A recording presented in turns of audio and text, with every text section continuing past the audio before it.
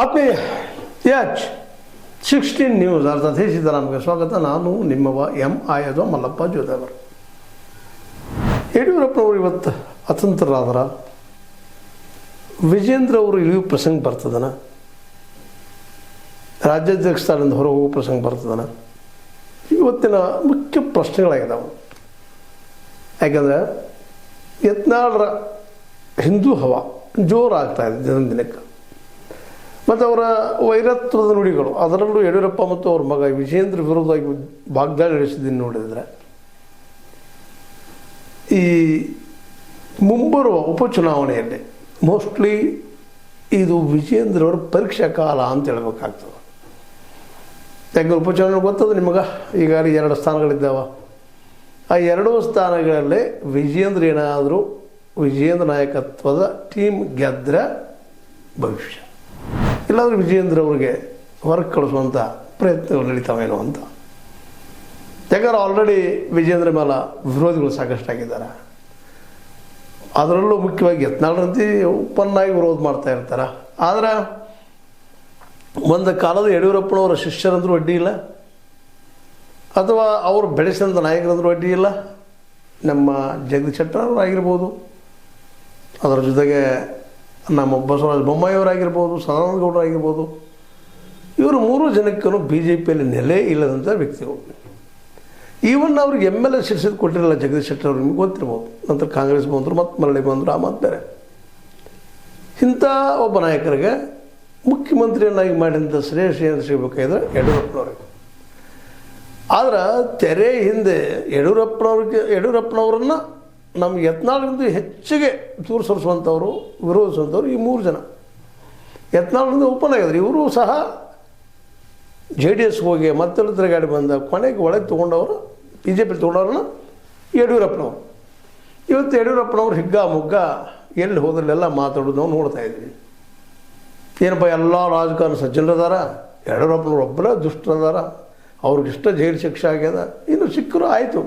ಇಲ್ಲ, ಜೈಲು ಶಿಕ್ಷೆ ಅನುಭವಿಸಲಾರದಂಥವ್ರು ಅನುಭವಿಸುವಂಥವ್ರು ಎಷ್ಟು ಜನ ಇಲ್ಲ. ಸ್ವತಂತ್ರವಾದ ಮೀಡಿಯಾಗೆ ಬೇಕಾಗಿರುವುದು ಸ್ವತಂತ್ರ ಧ್ವನಿ. ಆ ಸ್ವತಂತ್ರ ಧ್ವನಿ ಉಳಿಸಲು ನೀವು ಮಾಡಬೇಕಾದದ್ದು ಇಷ್ಟೇ. ಅದೇನಪ್ಪಾ ಅಂತಂತಂದ್ರೆ, ನಿಮ್ಮ ಕೈಲಾದಷ್ಟು ಸಹಾಯ ಈ ಚಾನಲ್ಗೆ ಮಾಡಿ ಹಾಗೂ ನಿಮ್ಮ ಧ್ವನಿಯನ್ನು ಕಾಪಾಡಿಕೊಳ್ಳಿ. ಕೌಂಟ್ ಮಾಡಿದರೆ ಇವತ್ತು ಇವೆಲ್ಲ ಮಾಡುತ್ತಿರುವಂತಹ ಉದ್ಯೋಗಗಳು ನಿಜವಾಗಿಯೂ ಪ್ರಾಮಾಣಿಕವಾಗಿ ತನಿಖೆಗಳಾದ್ರೆ ಪ್ರತಿಯೊಬ್ಬ ಹೆಚ್ಚು ಕಡಿಮೆ ರಾಜಕಾರಣಿಗೂ ಶಿಕ್ಷೆ ಆಗೋದು ಸಾಧ್ಯತೆಗಳು ಹೆಚ್ಚಿಗೆ ಇದ್ದಾವೆ. ಏನಾದರೂ ಸಮಸ್ಯೆನೇ ಇಲ್ಲ. ಆದರೆ ಈಗ ಹೆಂಗೆ ಬಿಂಬಿಸ್ತಾ ಇದ್ದಾರೆ ಅಂದರೆ ಯತ್ನಾಳರು, ಯಡಿಯೂರಪ್ಪ ಮತ್ತು ಅವ್ರ ಮಗ ಭ್ರಷ್ಟರು, ಜಗದಲ್ಲಿ ಇರುವಂಥ ಭ್ರಷ್ಟರು ಯಾರೂ ಇಲ್ಲ. ಇರಲಿಕ್ಕೆ ಅದು ಇಲ್ಲದೆ ಹೋಗಿರ್ಬೋದಿಲ್ಲ ಅಂತಲ್ಲ, ಅವ್ರ ದೃಷ್ಟಿಯಿಲ್ಲದೆ ಇರ್ಬೋದು. ಹಾಗಾದ್ರೆ ಯತ್ನಾಳರು ಪೂರ್ಣ ಪ್ರಮಾಣದಲ್ಲೇ ಪ್ರಾಮಾಣಿಕರ ಗಾಂಧಿ ರಾಜಕಾರಣ ಇರ್ಬೋದು. ಹಾಗಂದ್ರೆ ಗಾಂಧಿಯವ್ರ ಸಹಿತ ವಿರೋಧ ಮಾಡುವಂಥ ವ್ಯಕ್ತಿ ಈ ಯತ್ನಾಳರು.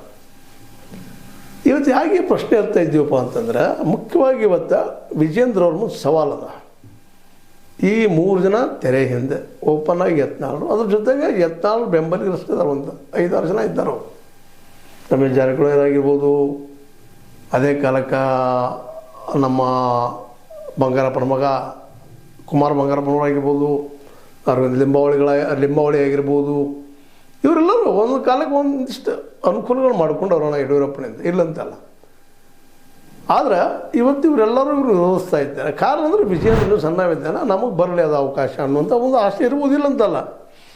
ಆದರೆ ಇವತ್ತು ಅವ್ರು ಯಾವ ರೀತಿ ವಿರೋಧ ಮಾಡ್ತಾ ಇದ್ದಾರಪ್ಪ ಅಂದರೆ, ಇವ್ರು ಜನ್ಮ ವೆರಿಗಳು ಏನಪ್ಪ ಇವರು ಅನ್ನುವಂಗೆ ವಿರೋಧ ಮಾಡ್ತಾ ಇದ್ದಾರೆ. ಹೀಗಾಗಿ ಇವತ್ತು ಮುಂಬರುವ ಚುನಾವಣೆ ಮಾತ್ರ ಹೈಕಮಾಂಡ್ ಮೊದಲೇ ಮನಸ್ಸಿಲ್ಲ, ಯಡಿಯೂರಪ್ಪನವ್ರು ಇಟ್ಕೊಂಡು ಹೋಗ್ಬೇಕಪ್ಪ, ಅವ್ರ ಕೈಯಲ್ಲಿ ನೇತೃತ್ವ ಕೊಡಬೇಕಪ್ಪ ಅಂತೇಳಿ. ಯಾಕಂದರೆ ಮೂಲತಃ ನಮ್ಮ ಮೋದಿಯವರಾಗಿರ್ಬೋದು, ಶಾರವರಾಗಿರ್ಬೋದು, ಇನ್ನೊಬ್ಬ ತಮ್ಮ ಮಟ್ಟದ ತಮ್ಮ ಎಡಬರದಲ್ಲಿ ಬಂದಿರುವಂಥ ನಾಯಕನ ಬೆಳೆ ಕೊಡಿಸುವಂಥ ಸ್ವಭಾವ ಅವ್ರದ್ದಲ್ಲ. ಅದಕ್ಕೆ ನಮ್ಮ ಯೋಗಿ ಆದಿತ್ಯನಾಥ್ ಅವರು ಸಾಕ್ಷಿ. ಅವರು ಬೆಳೆದನ್ನು ನೋಡಿದಾಗ ಆದಷ್ಟು ಅವ್ರು ಖರ್ಚು ಮಾಡೋ ಪ್ರಯತ್ನ ಸಾಕಷ್ಟು ಮಾಡಿದ್ದಾರೆ. ಆದರೆ ಆಗಿಲ್ಲ. ಆ ಮಾತು ಬೇರೆ. ಅದು ಯಾವಾಗ ಬೇಕಾದರೂ ಅವರನ್ನು ಮುಖ್ಯಮಂತ್ರಿ ಸ್ಥಾನದ ಹಾರಿಸ್ಬೋದಾಗಿತ್ತು, ಅದರದ್ದು ಆಗಿಲ್ಲ. ಕಾರಣ RSS ಅದರ ಹಿಂದಿದ್ದು, ಮತ್ತೇನೋ ಸ್ವತಃ ಅವ್ರ ವ್ಯಕ್ತಿತ್ವವೋ ಅಥವಾ ಅವ್ರ ಅತಿ ಹಿಂದುತ್ವವಾದನೋ ಅಲ್ಲಿ ಉತ್ತರ ಪ್ರದೇಶದಲ್ಲಿ ಯಶಸ್ವಿಯಾಗಿದ್ದಾರೆ ಅವರು. ಇಲ್ಲೇ ಯಡಿಯೂರಪ್ಪನವರು ತುಳಿ ಪ್ರಯತ್ನ ಸಾಕಷ್ಟು ಮಾಡಿದರು. ಮೋದಿ ಮತ್ತು ಶಾರ್ ಅವರು ಗೊತ್ತದ 2023 ವಿಧಾನಸಭಾ ಚುನಾವಣೆಯಲ್ಲೇ ಅವ್ರನ್ನ ಆದ್ಯತೆ ಕೊಡಲಿಲ್ಲ, ದೂರ ಸರಿಸಿದರು. ಅದರ ಪರಿಣಾಮ ಏನಾಯಿತು, 135 ಕಾಂಗ್ರೆಸ್ ಆಯ್ಕೆಯಾಗಿ ಬಂತು. ಹಿಂದೆಂದೂ ಕಾಣದ ಬಹುಮತ. ಇದಕ್ಕೆ ಕಾರಣ ಮೋದಿ ಮತ್ತು ಶಾರ್ ಅವ್ರು ಸ್ವತಃ ಇಲ್ಲಿ ಬಂದು ನಿಮಗೆ ಗೊತ್ತದ ಬಜರಂಗಿ ಮಾತುಗಳನ್ನು ಮಾತಾಡಿದ್ದು, ಪ್ರಚಾರ ಮಾಡಿದ್ದು ಎಲ್ಲ ನೋಡಿದ್ರೆ ನಿಜವಾಗಿಯೂ ಆ ಎಲೆಕ್ಷನ್ನ ಹೆಂಗಿತ್ತಪ್ಪ ಅಂತಂದ್ರೆ ಯಡಿಯೂರಪ್ಪ ವರ್ಸಸ್ ಮೋದಿ. ಆದರೆ ಮೋದಿ ಅವ್ರು ಸೋತು, ಅವ್ರ ಪಾರ್ಟಿ ಸೋತು ಸುಮ್ಮನೆ ಆಗಬೇಡಿ. ಅನಿವಾರ್ಯವಾಗಿ ಲೋಕಸಭಾ ಚುನಾವಣೆಯಲ್ಲಿ ಅವ್ರಿಗೆ ಲೀಡರ್ಶಿಪ್ ಕೊಡಬೇಕಾಯಿತು. ಇವತ್ತು ಮತ್ತೆ ಅಂಥ ಪ್ರಸಂಗದವರು ಪ್ರಯತ್ನವನ್ನು ಮಾಡ್ತಾ ಇದ್ದಾರೆ ಯಡಿಯೂರಪ್ಪನವ್ರ ವಿರೋಧಿಗಳು.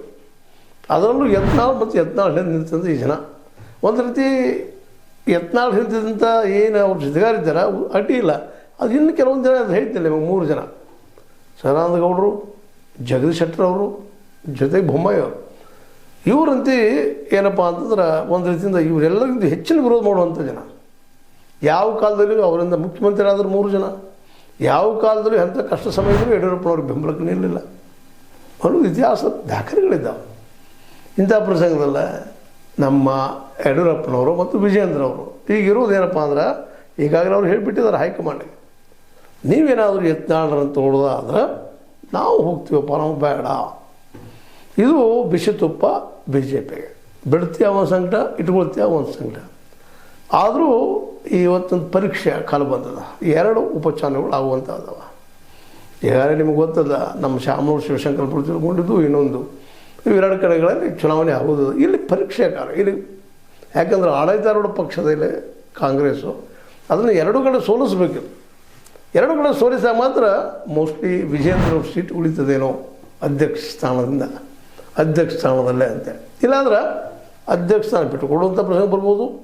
ಯತ್ನಾಳರು ಮತ್ತು ಮರಳಿ ಬಿ ಜೆ ಪಿಗೆ ಬರ್ಬೋದು. 2022 ಗೆಲ್ತಾರೋ ಇಲ್ಲವೋ ಅದು ಬೇರೆ ಮಾತು. ಯಾಕಂದರೆ ಅದು ಡಿಪೆಂಡ್ ಅಪಾನ್ ಇಲ್ಲಿ ಸಿದ್ದರಾಮಯ್ಯ ಮತ್ತು ಡಿ ಕೆ ಶಿ ಅವ್ರ ಮಧ್ಯದಲ್ಲಿ ಹೊಂದಾಣಿಕೆ ಮೇಲೆ ನಿಂತರು. ಇದೇ ರೀತಿಯಾಗಿ ತಿಕ್ಕಾಟ ಮಾಡ್ತಾ ಹೋದ್ರೆ, ಜಗಾಡ್ತಾ ಹೋದ್ರೆ, ಪ್ರತಿ ಕ್ಷಣ ವಿರೋಧ ಮಾಡ್ತಾ ಹೋದ್ರೆ ಡಿ ಕೆ ಶಿ ಮತ್ತು ಸಿದ್ದರಾಮಯ್ಯನವರು ಕಾಂಗ್ರೆಸ್ ಹೊಡೆದು ಬಿಡೋದ್ರಲ್ಲಿ 2 ಮಾತೇ ಇಲ್ಲ. ಆಲ್ರೆಡಿ ಇಲ್ಲಿ ನಡೆದ ಪಟ್ಟಣ ಪಂಚಾಯತು ಇನ್ನುಳಿದ ಕಡೆ ಬಿ ಜೆ ಪಿ ತನ್ನ ಗೆಲುವಿನ ವಿಜೃಂಭಣೆ ಶುರು ಮಾಡಿದ. ಮತ್ತು ಇದು ಹಿಂಗೆ ವಿರೋಧ ಬೆಳೀತಾ ಹೋಯಿತು. ಇದೇ ಜಗಾಡ್ತಾ ಹೋದ್ರಪ್ಪ ಅಂತಂದ್ರೆ, ಬಡ್ದಾಡ್ತಾ ಹೋದ್ರು, ಕುರ್ಚಿಗಾಗಿ ಮಾಡಿದರೆ ಇಲ್ಲಿವರೆಗೆ ಮಾಡಿದ ಅವ್ರ ಸಾಧನೆ ಶೂನ್ಯ ಆಗ್ತದೆ. ಇಲ್ಲಿ ಕೊಟ್ಟದ್ದು ಗ್ಯಾರಂಟಿ 0 ಆಗ್ತದೆ. ಜನ ಮರುವಿನ ಸವಾದವ್ರು ಭಾಳ ಇದ್ದಾರೆ ನಮ್ಮಲ್ಲಿ, ಮರೆತು ಹೋಗುವಂಥದ್ದು ಭಾವನೆಗಳಿಗೆ ಆಗ ಬಲಿ ಆಗುವಂಥ ಸಾಧ್ಯತೆಗಳಿದ್ದಾವೆ. ಇಂಥ ಪ್ರಸಂಗದಲ್ಲ ಸಿದ್ದರಾಮಯ್ಯ ಮತ್ತು ನಮ್ಮ ಡಿ ಕೆ ಶಿವಕುಮಾರ್ ಅವ್ರು ಯಾವ ರೀತಿ ವರ್ತಿಸ್ತಾರ, ಹೆಂಗೆ ಹೊಂದಾಣಿಕೆ ಮಾಡ್ಕೊಂಡು ಹೋಗ್ತಾರೆ ಅಂತ ನಿಂತಂಥದ್ದು. ಇಬ್ಬರು ಕೂಡಿ ಹೊಂದಾಣಿಕೆ ಮಾಡಿಕೊಂಡು ಗ್ಯಾರಂಟಿಗಳ ಜೊತೆ ಇನ್ನಷ್ಟು ಒಳ್ಳೆಯ ಕೆಲಸಗಳನ್ನು ರಿಸರ್ವೇಷನ್ ಆಗಿರ್ಬೋದು, ಅಥವಾ ಉದ್ಯೋಗ ಸೃಷ್ಟಿಯಾಗುವಂಥದ್ದು, ಅಥವಾ ಈಗೇನು ಟೀಚರ್ ಖಾಲಿ ಇದ್ದಾವೆ ಪೋಸ್ಟ್ ಅದು ತುಂಬಿಕೊಂಡ್ರೆ 2-2.5 ಲಕ್ಷ ಪೋಸ್ಟ್ಗಳಿದ್ದಾವೆ. ತುಂಬಿದ್ರೆ ಜನರೇನೋ ಒಂದು ವಿಶ್ವಾಸ ಮೂಡ್ಬೋದು ಇರ್ಬೋದ್ರ. ಇಲ್ಲ ಆದರೆ ನಿಶ್ಚಿತವಾಗಿಯೂ ಕಾಂಗ್ರೆಸ್ ಹೊಡೆದು ಬಿಡೋದ್ರಲ್ಲಿ 2 ಮಾತೇ ಇಲ್ಲ. ಇಂಥ ಪ್ರಸಂಗದಲ್ಲಿ ಇವೆರಡೂ ಸೀಟ್ ಗೆದ್ದರೆ ಮತ್ತೆ ಮರಳಿ ಯಡಿಯೂರಪ್ಪನವರು ಕರ್ನಾಟಕ ರಾಜಕೀಯದಲ್ಲಿ ವಿಜೃಂಭಿಸೋದ್ರಲ್ಲಿ ಯಾವ ಭಿನ್ನ ಮತ ಇಲ್ಲ. ಇಂಥ ಪ್ರಸಂಗದಲ್ಲೇ ಯಡಿಯೂರಪ್ಪನವ್ರ ಮುಂದೆ ಇದ್ದಂಥ ಸವಾಲು ಈ 2 ಕ್ಷೇತ್ರಗಳಲ್ಲಿ ಗೆಲ್ಲಿಸೋದು.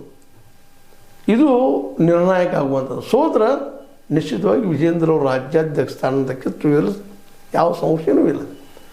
ಆದರೆ ಅದು ಸುಲಭ ಅಲ್ಲ. ಗೆಲ್ತಾರ ಅನ್ನುವಂಥ ವಿಶ್ವಾಸ, ಗೆಲ್ತನೋ ಅನ್ನೋಂಥ ವಿಶ್ವಾಸ ವಿಜೇಂದ್ರ ಅವ್ರಿಗೂ ಅದ, ಯಡಿಯೂರಪ್ಪನವ್ರಿಗೂ ಅದ. ಅದಕ್ಕಾಗಿ ಈಗಾಗಲೇ ಎಚ್ಚರಿಕೆನೂ ಕೊಟ್ಟಿದ್ದಾರೆ ಹೈಕಮಾಂಡ್ಗೆ, ಯತ್ನಾಳರು ಬಂದ್ರೆ ನಾವು ಹೊರಗೆ ಹೋಗ್ತೀವಿ. ಇದು ಒಂದು ರೀತಿಯಿಂದ ಈ ಹೈಕಮಾಂಡಿಗೂ ಪರೀಕ್ಷಾ ಕಾಲ. ಅದೇ ಕಾಲಕ್ಕೆ ಇವೆರಡು ಉಪಚುನಾವಣೆಗಳು ಸಹಿತ ನಮ್ಮ ಯಡಿಯೂರಪ್ಪನವರಿಗೆ ಮತ್ತು ಅವ್ರ ಮಗ ವಿಜೇಂದ್ರ ಅವರಿಗೆ ಪರೀಕ್ಷಾ ಕಾಲ. ಇದರಲ್ಲಿ ಯಾರು ಗೆಲ್ತಾರೋ ಯಾರು ಸೋಲ್ತಾರೋ ನೋಡ್ಬೇಕಾಗ್ಯದ. ಆದರೆ ಇಲ್ಲಿ ವಿಜೇಂದ್ರ ಅವರು ಗೆದ್ದರೆ 2 ಸೀಟುಗಳನ್ನು ಉಳಿಯುವಂಥ ಸಾಧ್ಯತೆಗಳು ಇಲ್ಲ ಅಂತಂದರೆ ಮನೆ ಕಡೆಗೋ ಅಥವಾ ಆಗುವ ಸಾಧ್ಯತೆಗಳು ಹೆಚ್ಚಿದ್ದಾವೆ. ಅವ್ರ ವಿರೋಧಿಗಳು ಮಾತ್ರ ಪೂರ್ಣ ಪ್ರಮಾಣದಲ್ಲಿ ಇವ್ರನ್ನ ಕಿತ್ತಾಕಬೇಕು ಈ ಸಂದರ್ಭದಲ್ಲಿ ಅಂತೇಳಿ ಹಾದಿ ನೋಡ್ತಾ ಇದ್ದಾರೆ. ಏನಾಗ್ತದೆ ನೋಡೋಣ. ಯಡಿಯೂರಪ್ಪ ಮತ್ತು ಅವ್ರ ಮಗ ಗೆಲ್ತಾರೋ, ಗೆದ್ದು ಉಳಿತಾರೋ, ಅಥವಾ ಊರಳಿಗೆ ಹೋಗ್ತಾರೋ ಅನ್ನೋದು ಮುಂದಿನ ಗೊತ್ತಾಗುವಂಥ ವಿಷಯ. ಅದೇ ಕಾಲಕ್ಕೆ ನಮ್ಮ ಸಿದ್ದರಾಮಯ್ಯ ಮತ್ತು ಡಿ ಕೆ ಶಿ ಅವರ ಇಬ್ಬರು ಒಗ್ಗಟ್ಟು ಮಾತ್ರ ಕಾಂಗ್ರೆಸ್ಸಿಗೆ ಒಂದು ರೀತಿ ಜೀವ ಜಲ ಆಗ್ಬೋದು ಅಂತ ಹೇಳ್ತಾ ಇದು ಇವತ್ತಿನ ಡೆವಲಪ್ಮೆಂಟ್. ಇದು ನಿಮಗೆ ಲೈಕ್ ಆಗಿರ್ಬೋದು. ಲೈಕ್ ಮಾಡಿ, ಶೇರ್ ಮಾಡಿ, ಕಮೆಂಟ್ ಮಾಡಿ. ಜೊತೆಗೆ ಸಬ್ಸ್ಕ್ರೈಬ್ ತಿಳಿಸ್ಬಿಟ್ಟು S60 ನ್ಯೂಸ್ ಅವ್ರ ಸತ್ಯ ಸತ್ಯದ ಕೈ ನೋಡಿ ವಂದನೆಗಳು.